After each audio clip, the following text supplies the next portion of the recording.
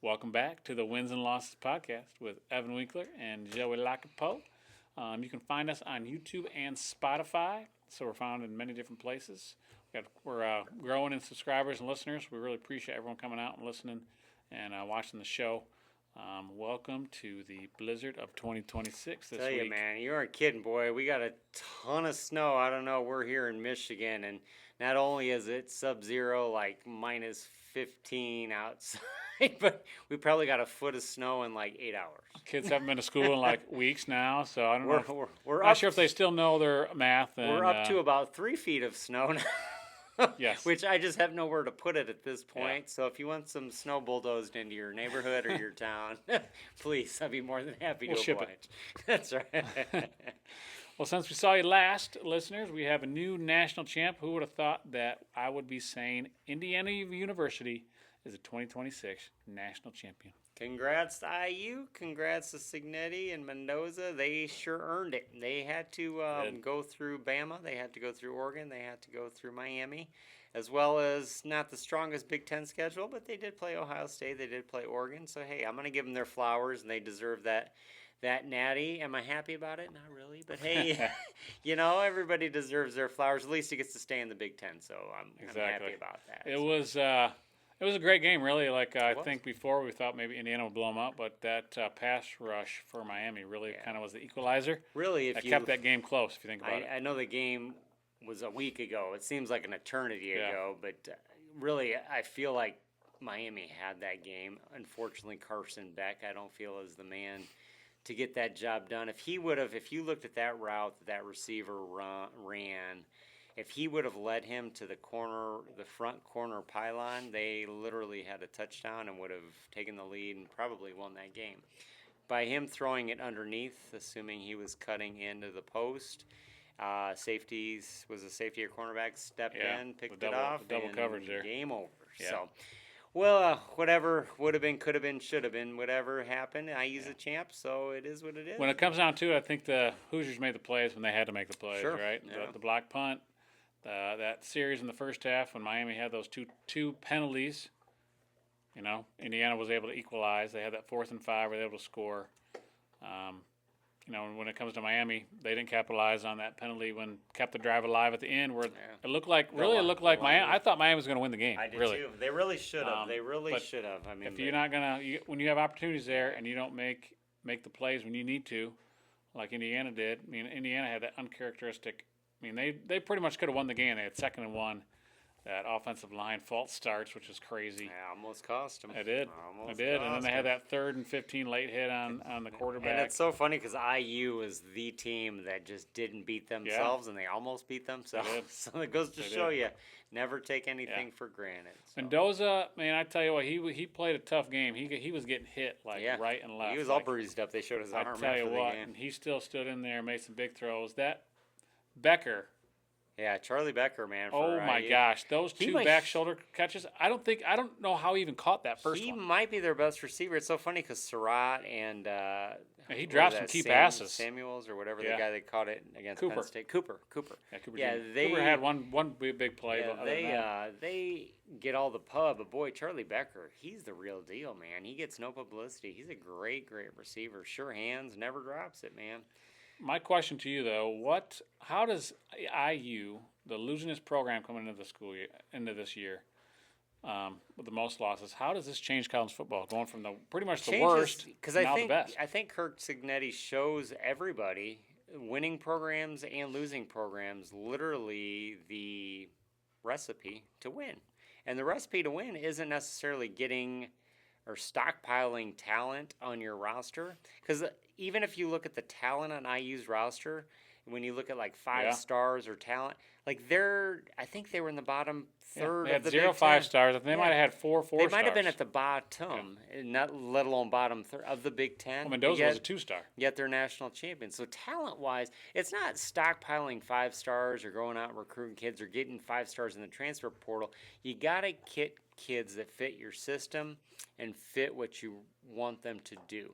Mendoza wasn't the strongest armed passer. He wasn't the most mobile of pocket quarterbacks. He wasn't even the most accurate of he was just perfect for IU. Yeah. Perfect for their system. And they did that They got the most out of their They players. literally did that with every player on that roster. They literally went position by position, right tackle, left tackle, right guard, center.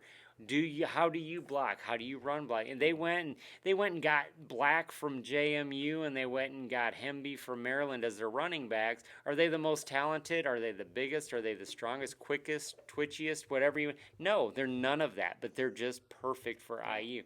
And I think Cignetti found that, and he's got the coaches in place because he's had those coaches with him through the JMU days. And I think they carried that over, and they showed you can win with anybody in the right system and the right people. And I think that's what he showed. So teams like Northwestern, teams like Purdue, teams like Minnesota, teams like obviously Alabama, Michigan.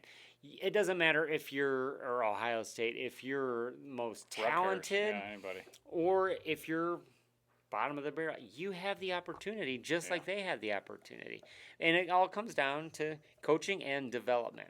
You know, recruiting still plays a large key for depth. Yep. You know, but IU didn't really recruit anybody. You look at IU's their recruiting is terrible.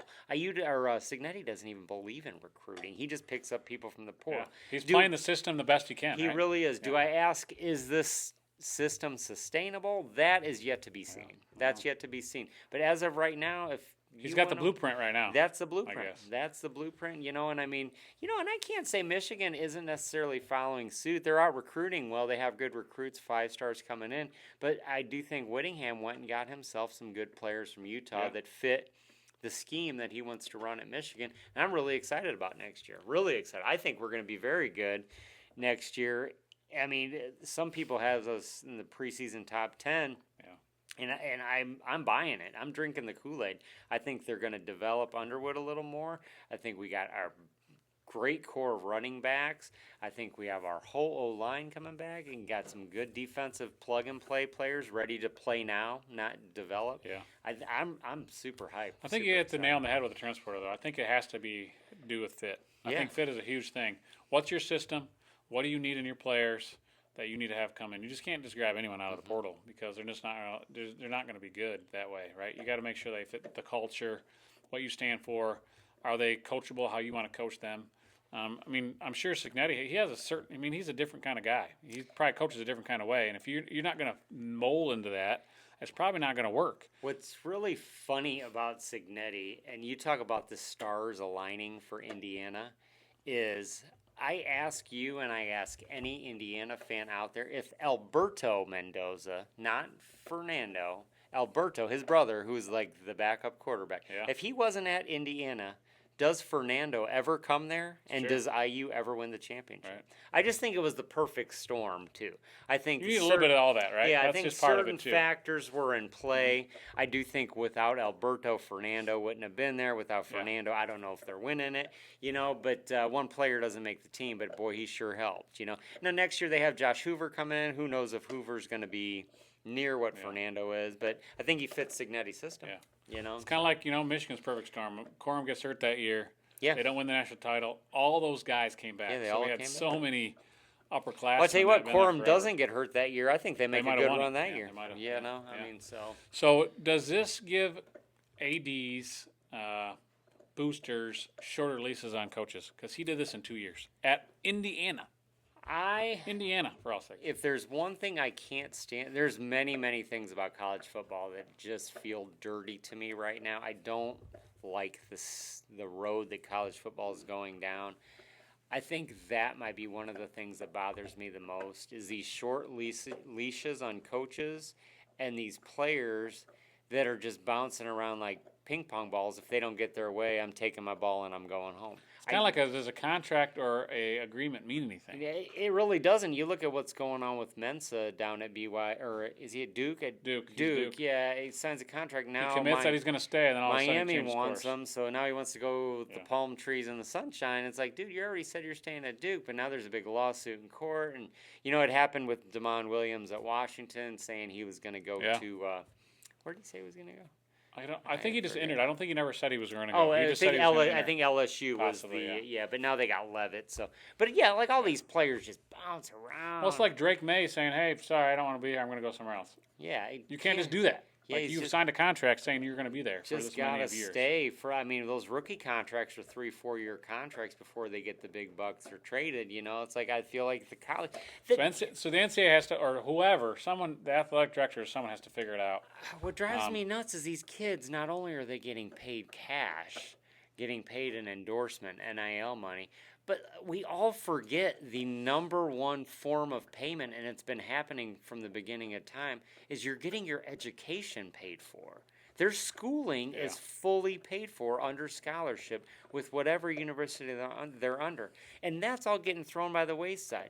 I mean, Michigan's well over $100,000, you know, a year, you know, depending on if you're out of state or in state, you know, and that's all just, I'm just going to leave because I'm going to go somewhere else.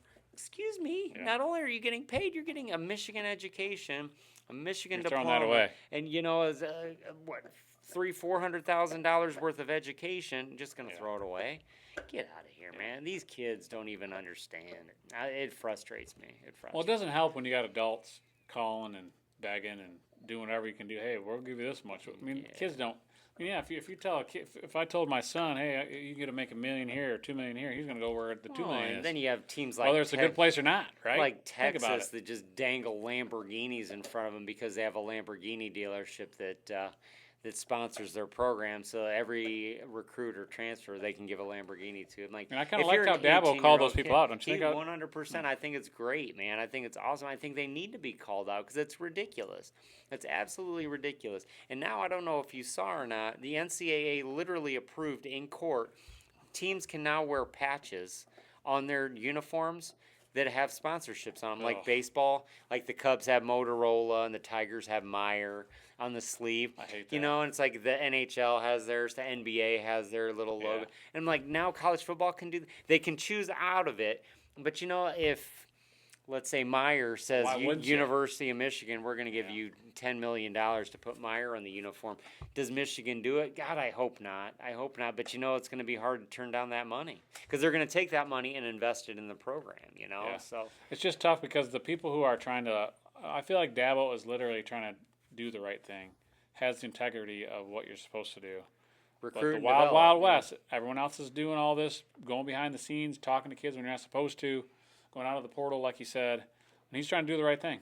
And does he get rewarded for that? No. But, I mean, in my mind, he is because he's doing the right thing. But Right. yet, on his team's performance out there is not. No, it's So, sad. It's a It sad is sad. state of the world. It's an and interesting thing, but it's the state of yeah. college that we're looking at right now. I mean, you got players out there like Dante Moore that projected to be second pick behind Fernando, and Yeah. he said, "Nope, I'm going to come back to Oregon." Good for him. He wants to come back. He wants to make another run at it. You know, Oregon's in the preseason top 10. You know, you got teams like Gunnar Stockton coming back to Georgia. You know, I mean, you got Sayin coming back to Ohio State. I don't think he can go yet, but no, he's too young. Carr coming back to Notre Dame. You got Arch coming back to Texas. I mean, a lot of good quarterbacks coming back. A lot of good teams going to be good next year, but we'll see what happens. Nobody really had IU floating around that top 10. Yeah, any it was year, a but, great college football season as always. It's sad to see it go, Yeah. but it was fun. Congratulations to the Hoosiers and Yeah, all the for Hoosiers sure. fans. They had a great season. They did. Great turnaround. Probably one of the, greatest turnarounds ever in the history. They'll of make a college movie. They football, will if you make a think about movie. it. I think they'll make a movie. I mean, movie about it one day. You know, When but, you're the losingest football program in history, and you turn around and win a national title in 2 years, is unbelievable. Yep. So who would I think that's one thing that expanded playoff and the transfer portal has done is definitely leveled the playing field. the level of playing, it's Right? made More more parity. It's made more teams relevant. Yeah. You would have never thought an Ole Miss. I mean, Oregon's been floating around the chicken coop for a while, but an Ole Miss, an Indiana. Yeah. Who else was in that playoff? Texas A&M. You know, Texas Tech. Texas Tech. You know, but hey, all teams with money. You know, all teams that made a serious commitment to their. And of program. course, more fans are interested. More money's rolling into it. football watching it. I mean, that's why that's why they make so much money, I right? do question Because though, of that parity. but the big boys, the Blue Bloods, the Michigans, the Ohio States, Yeah. the Georgias, the Bamas, they have all the big donors that are going to say, "Hey, look, I've been given this blank check to your Right. university, and you guys haven't been winning. I'm going to tone that down a little bit." So it might hurt the Blue Bloods, Yeah. which hurts me. It could hurt anybody, really, right? Yeah. I mean, if you're not winning, why am I giving my money? I mean, So they got to find some way to control it. They got to find some way to. I don't mind some of the transport or paying players, but there's got to be some kind of regulations on something. Yeah. It just seems like the wild, wild west right now. So, 100%. good college football season. Anything else in college football before we move on, or do you want to? I think football's done. I know Michigan, I believe the spring game was announced. I don't know if it's been formally announced, but I think April 18th is their spring game. So I'm going to head up to that, see how they look. I'm kind of hyped for that. And, Do you feel there's any going to be any surprising teams coming up? Who could be a next year Indiana team? Do you have anybody that's on the radar right now who might have done well in the transfer portal, who did well last some year? of those smaller schools like a Texas Tech, they're kind of on the radar now. Yeah. You know, so those schools like a SMU a couple years ago, they're kind of on the radar now. I would say beware of Virginia Tech. I think James Franklin is a good coach, and I think he's got a lot of Penn State guys going there. Yeah, that's a good one. And I think they're in the ACC, which is a very winnable conference. So I like that hire. I do think James Franklin is a good coach, whether he couldn't beat Michigan or Ohio State, but guess what? He doesn't have to play him this year. Yeah. So look out for VT, man. I think All Tech right, can Virginia Tech. definitely get in the playoff. I don't know if they might Yeah. make some noise, but I think they can win that ACC. Yeah, that'd be good. How about any team that you really like for next year? Going there way too early, but hey, is there? Man, you know I'm beside going Michigan. Oh, it's not me. Yeah, so you know I'm going I Maize think Michigan's and gonna have a blue. good year. I think they'll be a top 10 really, team. I'm high on Michigan, and I don't care. As long as they can develop Bryce Young, I think I'm going to get a lot of hate from the haters, and I'm gonna get some love from the Maize and Blue faithful. But I'm big on them. I really love that Coach Witt hire. I think he's perfect. There's no reason they shouldn't. I think he's perfect. I think we got our nucleus. Once the line decided to come back and their running backs, Justice Haynes would have been the icing on the cake. But you know, Hyder is half of what they have predicted him to be. We're going to be just fine. So, but I'm The high biggest on problem Michigan. is their schedule is going to be Brutal. I'm high on Michigan. I'm high on Oregon. yeah. I think Oregon's going to be good. I think Ohio State's going to be good. And really, to be quite honest with you, the team to look out for, and this is going to take every fiber in my body from puking, is Notre Dame. I think their schedule is pathetic next year. They have 5 teams that had 4 wins last season. They have Wisconsin, Rice, Michigan State, Purdue, North Carolina, Navy, Miami of Florida, Boston College, SMU, Syracuse, Stanford, and BYU. If they don't win all those games, they don't deserve to get in the playoff. They don't have that leeway to lose 2. I think those are all winnable games. Notre Dame, and they're going to be loaded. I mean, they're going to be loaded. they got great receivers CJ coming Carr, in. man. CJ Carr's a stud. They got great receivers coming in from Ohio State. They're going to have a lot of boys back. Marcus Freeman coaching them. I do expect Notre Dame to make a deep run. Yeah. They might even win their title next year, which, you know. I feel like, though, that Wisconsin should be better. Them and Michigan State should be better That next one's year. that one's at Lambeau Field next year, so I that'll be feel like those interesting. two teams should be better than they were this year. Miami, I don't know if they're going to be. as And good. that's the first game of the year. Notre Dame tends to struggle at the beginning of the Yeah. year, so you never know. The Badgers might get them, but Michigan State, it's to be seen what Pat Does Fitzgerald. BYU have most of their guys come back? With their quarterback? Did they have a younger quarterback? They I did. can't remember. What's his? Yeah, number 4. He was a freshman. Yeah, I feel like they might have had quite a few guys. And come that's back. at So it'll be BYU, interesting. but still Notre Dame. That's a different kind of athlete that goes there. I think Yeah. that'll be good. But, Yep. Oh well, great college football year. We'll see what happens next year. We'll talk a little more about it as the season approaches in August or so, maybe July. I'll talk to you more about it after the spring game. But want to transition to the NFL. We were down to the Final Four after yesterday. Now we're down to the Super Bowl after today. Yeah, crazy. We got Only one more football game left got of a this. Patriots Seahawks season. Super Bowl, man. How about that?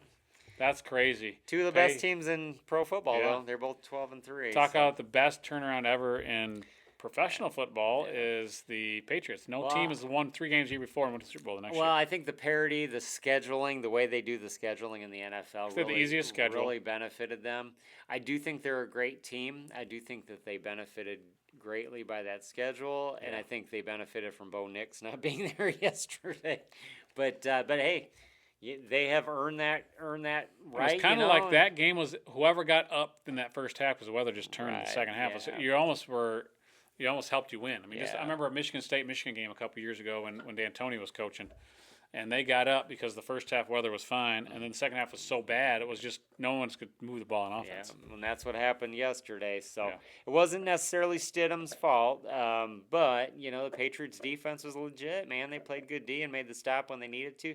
So congrats to Mike Vrabel and the Patriots, Drake May. I'd actually like to see them win. To be quite honest with you, I don't know. I mean, the Seahawks got a little bit of sentimental stuff too. They got Mike McDonald and the old A.J. Michigan Barner. coach, AJ Barner. They got Oluwatimi there, and Yeah, they got a few Michigan they got Mike guys. Morris. They got a couple Michigan boys there, but hey, it should be a good game. Those are two of the best teams, if not the two best teams. Two great coaching jobs. So realistically, I do believe it finally it somehow always works out for the Yes, it NFL. does, It always works out for the NFL. That's going to be. You a think great about the game. Seahawks, man.